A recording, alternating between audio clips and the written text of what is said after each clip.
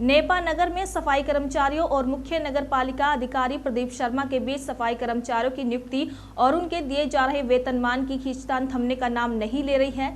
नगर पालिका का प्रभार संभालने के तत्काल बाद ही मुख्य नगर पालिका प्रभारी अब प्रदीप शर्मा ने वर्ष 2016 के बाद नगर पालिका में कार्य कर रखे सभी कर्मचारियों को नियम विरुद्ध बताकर उनके वेतन भुगतान पर रोक लगा दी है। आपको बता दें, प्रदीप शर्मा ने वेतन भुगतान पर रोक लगाते हुए शासन के आदेश का हवाला देते हुए बताया कि शासन द्वारा स्पष्ट निर्देश दिए गए हैं। वहीं कर्मचारियों द्वारा हड़ताल तक की चेतावनी अधिकारियों को दे दी गई थी। अब उन पर ठेका पत्ती के अंतर्गत काम करने की तलवार लटकने लगी है। इस मामले पर 14 जुलाई को नगरपालिका में पीआईसी की बैठक भी बुलाई गई, जिसमें भाजपा के पार्षदों के नहीं पहुंचने के चलते कांग्रेस के पार्षदों ने नगरपालिका में कार्यरत कर्मचारियों को सैंड मैप के माध्यम से काम पर रखने की प्रस्ताव सर्वसम्मति से पारित कर दिया, जिसकी लिखित शिकायत सफाई कर्मचारियों द्वारा सफाई कर्मचारी प्रदेशाध्यक्ष को भेजी। जिसके बाद शुक्रवार को सफाई कर्मचारी प्रदेशाध्यक्ष ने जिले के वरिष्ठ अधिकारियों के साथ इस संबंध में बैठक की। मुख्य नगरपालिका अधिकारी द्वारा बताया गया कि नगरपालिका में विनियमितीकरण के शेष 40 पदों पर भर्ती की प्रक्रिया पहले से ही प्रारंभ कर दी है। वहीं शेष कर्मचारियों के लिए पीआईसी के अनुसार आगे प्रक्रिया बढ़ाई जाएगी। जिनको और एक और बात कि यदि इनको 5,000 और 8 घंटे काम करने के बाद 5,000 4,000 रुपए का अगर भुगतान किया गया है तो एरियल सहित राशि इनको उन दिनों की मिले, ये हमने इनको निर्देश दिए सीएमओ को। और 15 दिन में हमने आयोग में रिपोर्ट मांगी है। और यदि वास्तव में इन कर्मचारियों का जिन्होंने 8 घंटे काम किया और उनको वेतन 5,000 रुपये दिया है तो निश्चित हम सीएमओ पे भी कार्रवाई करेंगे। नेपा नगर सीएमओ जो है उन लोगों ने अभी 2006 सुप्रीम कोर्ट की एक गाइडलाइन का हवाला दिया था और बताया था कि जो सफाई कर्मचारी है उनको हम लोग उसमें सेट मैप पर रखकर ही रख पाएंगे। इस बारे में आपका क्या कहना है, क्या ये सही है?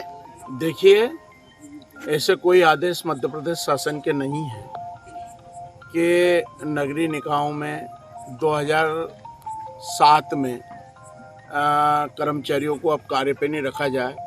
इसमें 16 मई 2007 के जो आदेश हैं उसमें यह स्पष्ट है कि जिन कर्मचारियों ने अपने दैनिक वेतनभोगी के रूप में कार्य करते हुए 2007 में 10 वर्ष पूर्ण कर लिए हैं, ऐसे कर्मचारियों को जो विनियमित हैं उनको स्थायी किया जाएगा। ये भी निर्देश हमने दिए हैं। पहले जो सफाई कर्मचारी 10 वर्ष तक यहाँ लगातार 2007 तक काम कर रहा है उनको स्थायी किए जाए। उसके बाद अगर पद बचते हैं तो उन पदों पर रिक्त पदों की पूर्ति शासन के दिशा निर्देश अनुसार नगरीय निकाय करें। उसमें हमें कोई आपत्ति नहीं, क्योंकि नगरीय निकायों के नगर निगम के निर्देश है कि पहले 2007 तक जिन्होंने अपनी सेवाओं को 10 वर्ष पूर्ण कर लिए हैं उनको स्थायी करें और शेष पद सीधी भर्ती के माध्यम से किए जाए। 14 जुलाई 2023 की जो बैठक हुई है पीआईसी की, उसके अंदर इनके द्वारा एक संकल्प लेके प्रस्ताव पारित किया गया है जिसके अंदर सफाई कर्मचारियों को ठेका पद्धति पर रखने के लिए कहा गया है। क्या उस प्रोसीडिंग को कटवाएंगे आप? देखिए, पीआईसी अपना कोई भी बैठक लेने के लिए, निर्णय लेने के लिए बहुमत के आधार पर सक्षम है, लेकिन यदि शासन की गाइडलाइन और दिशा निर्देश ठेकेदारी प्रथा पे नहीं है तो कोई भी ठेकेदारी प्रथा पे सीएमओ नहीं रख सकते हैं और ना पीआईसी रख सकते। नेपा नगर नगर पालिका परिषद में स्थायी कर्मचारी और सफाई कर्मचारियों को लेकर गतिरोध उत्पन्न था, क्या आपकी बात हुई जिला कलेक्टर से इस मामले में? देखिए, आज जिला प्रशासन के साथ नेपा नगर के भी हमारे जो सफाई कर्मचारियों के जो नेतागण थे वो ट्रेड यूनियनों के और हमारी जो महिला प्रतिनिधि थी सफाई कामगारों की तरफ से, वो उनके सामने नेपा नगर, शाहपुरा और बरानपुर तीनों नगर पालिकाओं के, एक नगर निगम के आयुक्त और दोनों नगर पालिकाओं के सीएमओ, इसके साथ जिला पंचायत के सीओ और अस्पतालों में मुख्य चिकित्सा अधिकारी, स्वास्थ्य अधिकारी और आदिम जाति अनुसूचित जाति कल्याण विभाग के सहायक आयुक्त और एडीएम, एसडीएम, तहसीलदार, ऐसा समस्त जो बरानपुर जिले का प्रशासन है उनके बीच में आज सफाई कर्मचारियों की ज्वलंत समस्याओं के विषय में हमने चर्चा की और उनको निर्देश दिए कि जो ठेकेदारी प्रथा है वो मध्य प्रदेश शासन के नगरीय प्रशासन विभाग ने अपना राजपत्र जारी करके 1 जून 21 को समाप्त कर दी।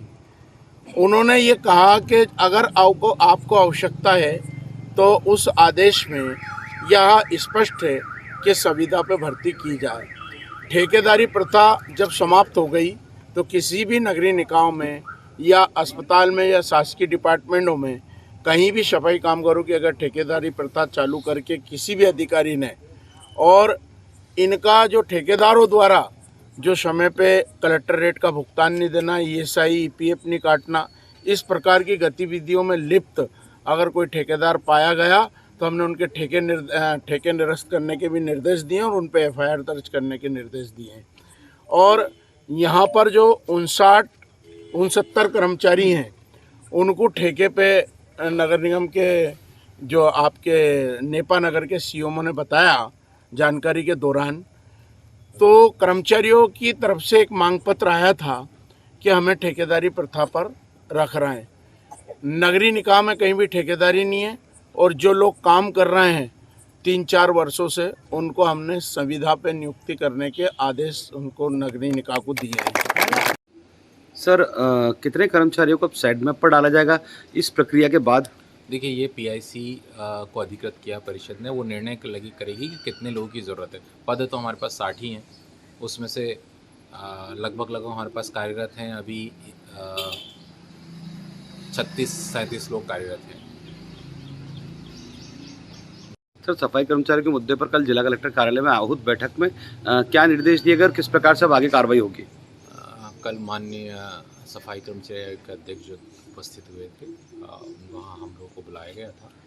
तो इसमें जो जानकारी ली गई, हमारे पास 60 जो है वो पद स्वीकृत है सफाई संरक्षकों के, उसमें से 20 रेगुलर है, एक हमारे पास अभी रेगुलर है और 15 लोगों का जो विनियमित से रेगुलर करने का प्रोसेस है वो उन्होंने कहा है कि आप भिजवाएँ, तो वो हमने JD ऑफिस पहले ही भेज चुके हैं।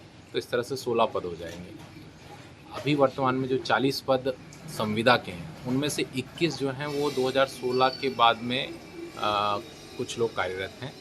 तो हमको 40 पद जो हैं उनकी संविदा की प्रक्रिया जो है वो जल्द शुरू कर दी जाएगी। और पूर्व में जिन लोगों से कम वेतन पे काम कराया गया है उसका हम पंचनामा बना रहे हैं। यदि 5,000 रुपये में काम कराया और वाकई उन्होंने 8 घंटे काम किया है तो उनका जो भी एरियर होगा वो भी चाहे वसूली करके उनके दिलवाएं जिनने भी काम करवाया है या नगर पालिका से दिया।